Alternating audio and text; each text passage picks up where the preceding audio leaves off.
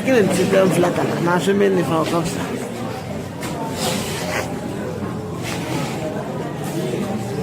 Bonjour monsieur, bonjour. Bonjour monsieur. Bonjour chers collègues. Bonjour.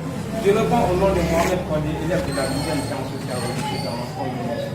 Comme je t'ai déjà fait. Mon thème est basé sur le résumé du livre. À travers de notre recherche scientifique les plus modernes et fantasmagoriques, voici le résumé du livre qu'on a pu trouver et aussi pour vous offrir le peu qu'on a pu avoir dans notre recherche. Avant tout, je vous présente d'abord l'œuvre. L'image n'est pas vraiment éclaircie, mais cette image qui est citée sur l'œuvre signifie quelque chose. Ici, vous voyez ici les grévistes qui sont là, et de l'autre côté, c'est Ousmane Sembène lui-même qui est là, voici d'un côté. Et de l'autre côté, voici le train qui est sur le rail. Et ici encore, on a une jeune fille africaine qui est aussi présente ici. Donc tout ceci ont une signification qu'on va vous déconstruire tout à l'heure.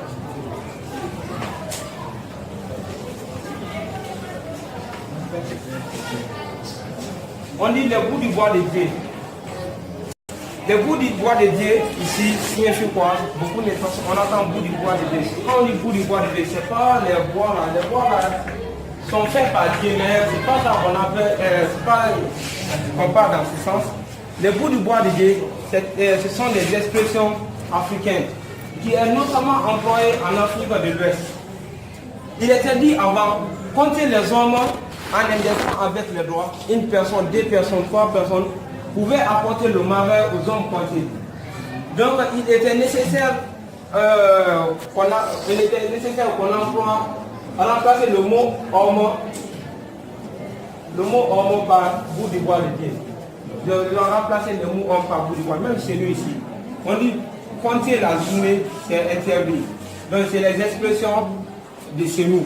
On dit encore, souvent dans les contes, vous n'entendez jamais le nom des personnes, c'est le nom des animaux qu'on parle, les lions, les panthères, la lièvre, c'est le nom des animaux qu'on parle, on n'emploie pas le nom des personnes. Donc c'est de cette façon. Dans cette œuvre, c'est une œuvre de l'écrivain sénégalais Ousmane Sembène. Dans cette œuvre, l'auteur s'inspire d'un fait réel, qui est le déroulement de la grève des Séminots. Ici, ce n'est pas un récit, cette œuvre n'est pas un récit imaginaire, ce n'est pas un mythe, ni un conte, mais c'est un récit imaginaire dont l'auteur s'est inspiré d'une grève réelle, la grève des Séminots, en vue d'écrire cette œuvre, pour dénoncer les différentes formes de violence dont les ouvriers noirs ont été victimes. Dans cette œuvre, ce roman est divisé en trois partitions qui ont un sens de lire. La première partie, comme la présentatrice a si bien dit ici,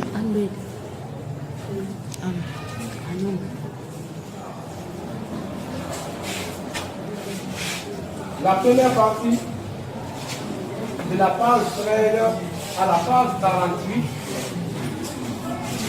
la deuxième de la page 49 à la page des conditions pénibles. Mais ils étaient moins payés. Imaginez, les noirs et les blancs, vous travaillez de même bien l'égalité, voire même plus, les noirs travaillent plus que les blancs. Mais les blancs étaient plus payés que les noirs. Donc ceci a incité les bloqueurs noirs, les Séminots noirs de se réveiller. Après la deuxième partie, ici, les chefs de l'administration coloniale avaient interdit aux Africains de créer leur propre syndicat. Donc tous les syndicats qui étaient là, tous les syndicats des Séminots là, c'était les syndicats c'était les syndicats blancs, c'était ceux de l'administration coloniale. Donc ils étaient là pour défendre l'intérêt des blancs. Et aussi, il y avait aussi la lutte contre les multiples formes de violence. Ici, il y avait la violence, les injures, tout ceci était imposé sous les doctrines noires, sous le noir. Comme jusqu'à présent, au jour d'aujourd'hui, on nous appelle, même au jour d'aujourd'hui, on nous appelle les races, les pauvres races. On nous appelle au jour d'aujourd'hui les pauvres races. Donc, jusqu'à présent, même dans les matchs de football, c'est-à-dire la ségrégation raciale existe toujours, mais ce n'est pas de façon directe, mais c'est de façon indirecte, politiquement. Donc, ceci était, bon, à cause de tout ceci, de tous ces séquestres, que les Noirs ont créé leurs propres syndicats pour défendre leurs droits, ici. Donc, ils ont pris Bakayoko, Ibrahim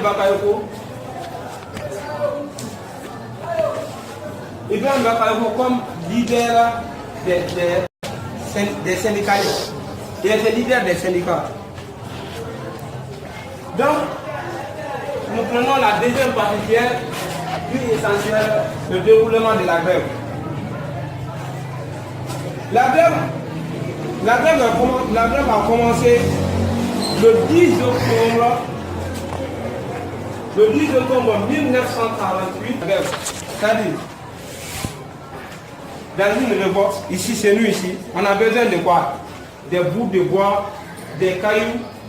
Si vous étiez les cailloux, si les cailloux finissent, il faut quand même pouvoir apporter les cailloux et les bouts de bois. Donc ce groupe aussi était là aussi pour apporter les besoins matériels.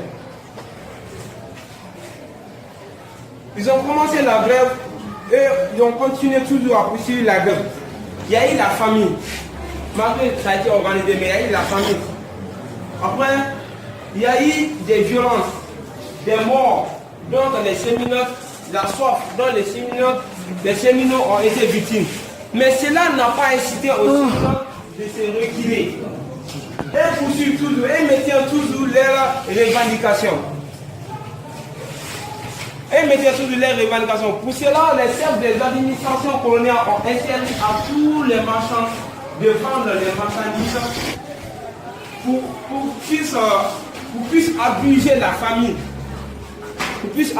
famille. Mais cette grève a été circulée dans 3 villes. Nous avons Bamako, Thiès et Dakar.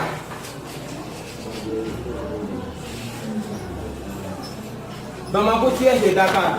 Bamako, c'est là où la grève est née. C'est là-bas où on a décidé la première fois pour gréver. Et Thiès, c'est là-bas où la grève s'est installée. Et Dakar, c'est là-bas où résidaient les chefs de... Le chemin de fer commençait de Bamako jusqu'à Dakar. C'est le nom du chemin de fer qu'on appelle ici Dakar, Niger. Bon, ici, la grève continuait toujours. Il y avait une fille très intelligente, très compétente, et puis du nom de Père.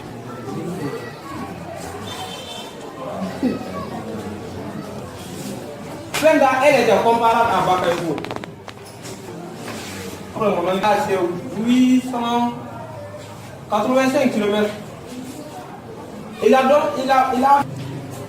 comme c'est, et puis, je vous dis à tous les garçons, qu'ils soient chefs ou un président, il faut éviter tout, mais surtout la grève des femmes.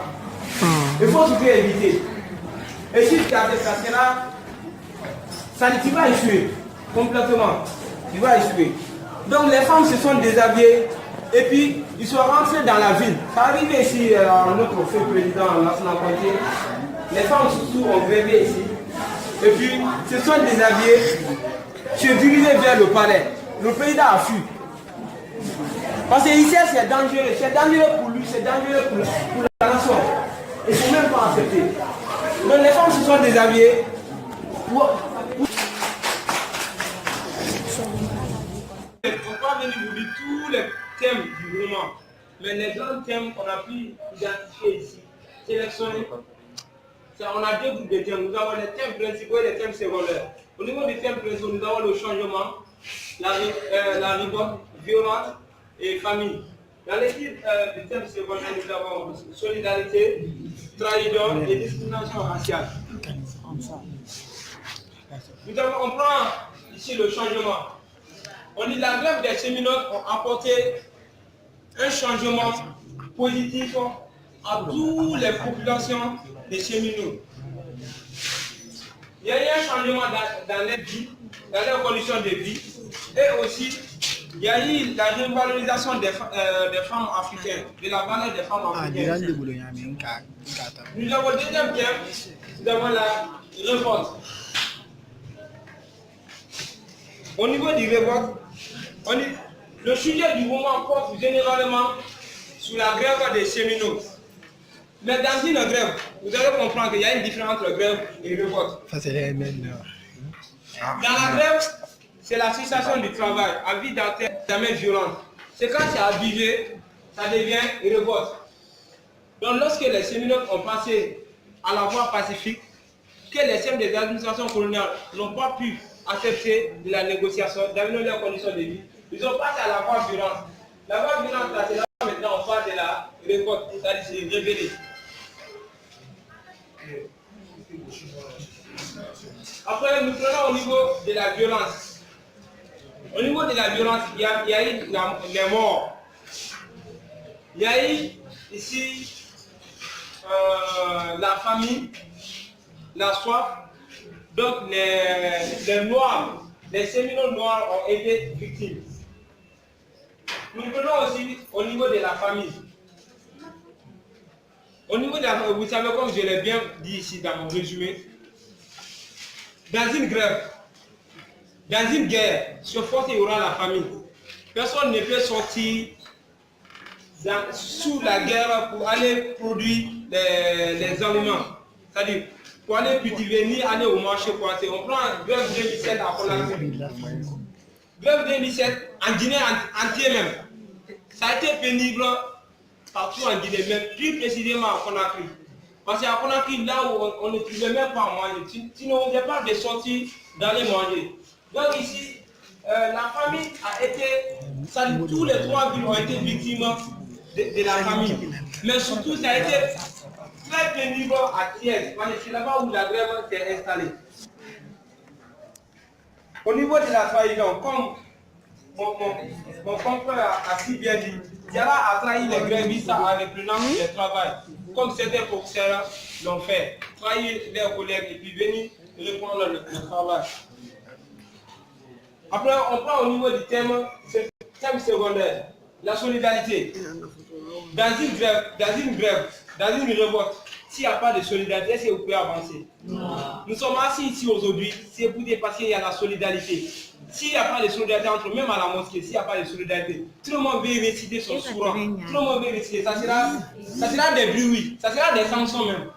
Donc, s'il n'y a pas de solidarité, ça dit que vous ne pouvez pas avancer. Donc, il y a eu la solidarité entre les grévistes, entre l'homme et les femmes. Parce que même les aveugles faisaient partie, on jouait leur rôle. Ici, la trahison, on a parlé ici, Diarra a trahi les autres et il a arrivé pour le travail. Nous avons discrimination raciale. Au niveau de discrimination raciale, il y a eu du racisme, il y a eu des ségrégations raciales que les Blancs imposaient sur les Noirs. C'est-à-dire, on traitait les Noirs comme les peuples bas, les plus bas, dont leur mentalité est inférieure à moins 1. Donc c'est pour cela qu'on nous traitait de toute façon, parce qu'on ne peut pas se rivaliser. Tu vois, donc ici, les cheminots, comment on appelle, les cheminots blancs travaillent moins que les noirs, mais les noirs qui travaillent de plus étaient moins payés. Tout ça là, c'est des racismes. Donc, arrivé ici, c'était juste des brefs résumés sur le titre de thématique, des grands thèmes qu'on a pu souligner dans le roman Le bout du bois d'été. Ceci prend fin de mon exposé. Je vous remercie.